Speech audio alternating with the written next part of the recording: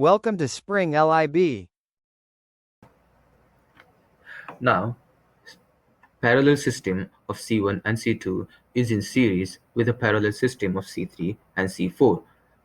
We know that C3 has capacitance of 8 microfarad, C4 has capacitance of 16 microfarad,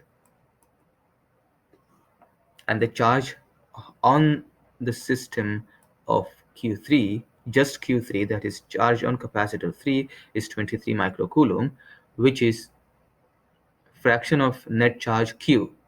Now, what fraction it is? C3 divided by C3 plus C4, because C3 plus C4 is a net capacitance of the system of C3 and C4 because they are in parallel. So Q3 is equal to Q times C3 divided by C3 plus C4 as given here. So let's substitute all the values, that is Q3, C3 and C4. You get the value Q as 69 microcoulomb. Remember that Q is a charge on system of C3 and C4 which are in parallel. So Q4 must be the difference, that is net Q minus Q3, because charge is conserved. So Q4 is 46 microfarad. Now C3 and C4 are in series with C1 and C2. So if charge deposited on C3 and C4 is Q, then charge deposited on C1 and C2 must be Q as well. This is because of the series capacitance property.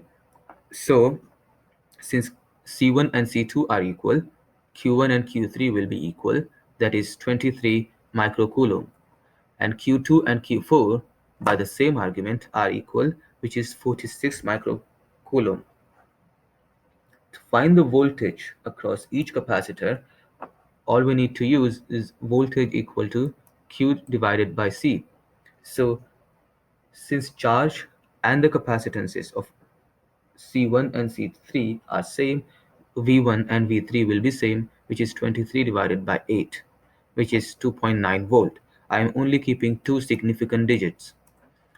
On the other hand, for V2 and V4, it's 46 divided by 16, which is also the same, 2.9 volt.